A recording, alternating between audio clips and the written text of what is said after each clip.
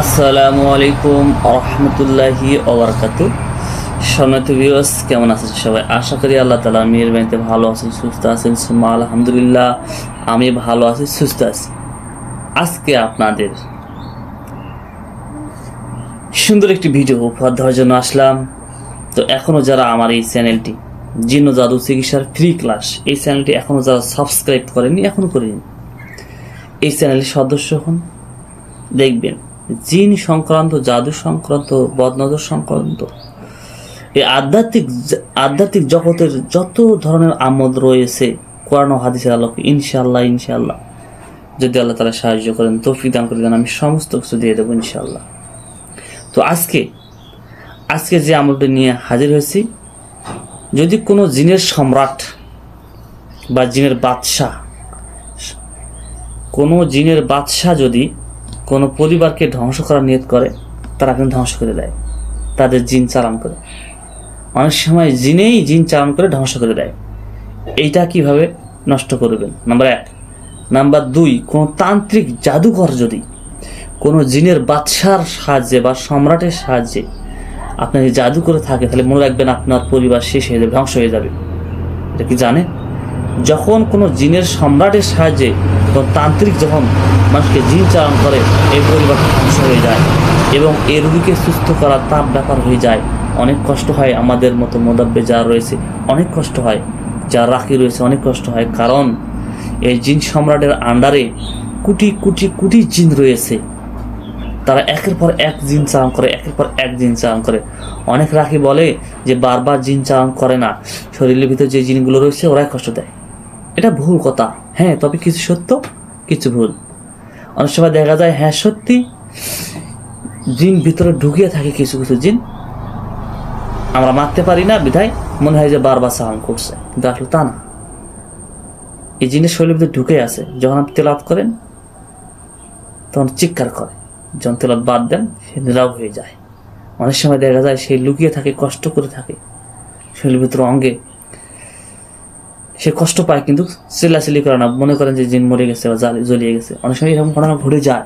তবে এই ক্ষেত্রে, এই ধরনের রোগীদের ক্ষেত্রে রাখি 1 থেকে 1.5 ঘন্টা রোকেয়া করবেন। অভিশপ্ত যে আয়াতগুলো রয়েছে, হারকের যে আয়াতগুলো রয়েছে এবং জাদুকটার যে আয়াতগুলো রয়েছে, এগুলো 3টা পদ্ধতি গ্রহণ করতে হবে। অভিশপ্ত আয়াত, হারকের আয়াত এবং জাদু কাটার যে আয়াতগুলো রয়েছে, 1 থেকে 1.5 ঘন্টা রোকেয়া করেন। রোগীর ভিতর যত জিন আছে, যত জাদু গিট্টু আছে, সব ধ্বংস হয়ে যাবে। আমি বিশেষ করে যতগুলো জাদু কাটার আয়াত দিয়েছি অঙ্গে প্রত্যঙ্গে, এবং সমস্ত জাদু কাটার আয়াতগুলো আপনার তেলাওয়াত করবেন 1 থেকে 1.5 ঘন্টা।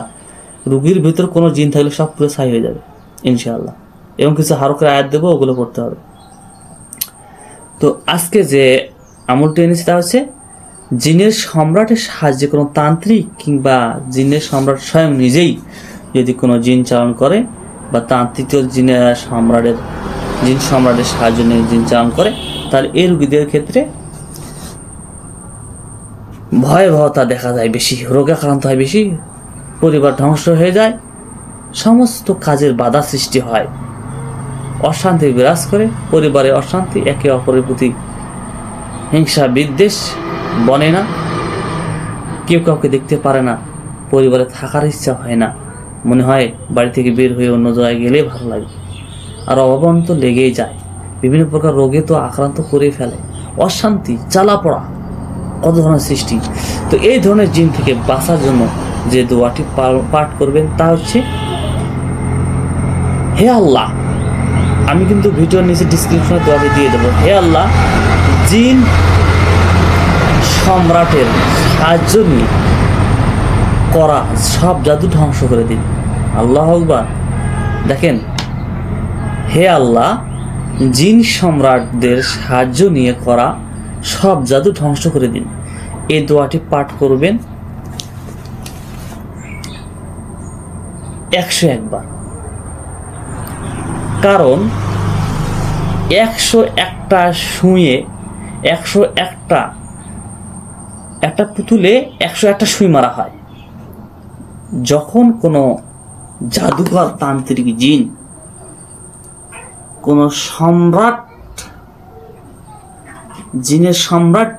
জিনের সম্রাটের সাহায্যে জাদু করবে, মনে রাখবেন একটা পুতুলে 101টা সুই মারে তন্ত্রমন্ত্র পাঠ করে।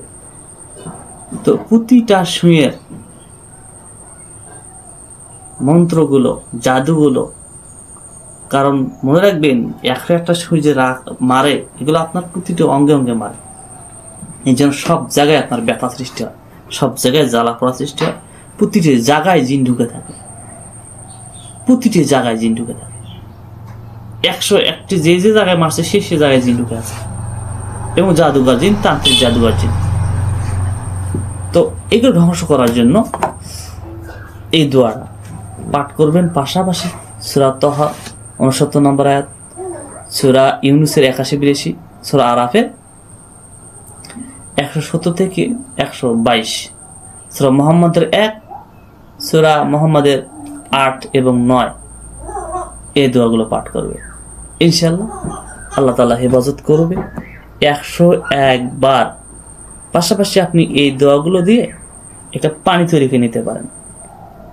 দিনে যতবার ইচ্ছা খাবেন, বেশি বেশি খাবেন এবং গ্রহণ করবেন। ওই পানি বিছানায় ছিটাবেন এবং ওই পানি যখন মাথা হিট হবে, সামান্য একটু পানি এবং তেল মাথায় দিবেন। ইনশাআল্লাহ আল্লাহ তাআলা সাহায্য করবে। শুকরিয়া, সকলে দোয়া কামনা করে শেষ করতেছি। আসসালামু আলাইকুম ওয়া রাহমাতুল্লাহি ওয়া বারাকাতুহু।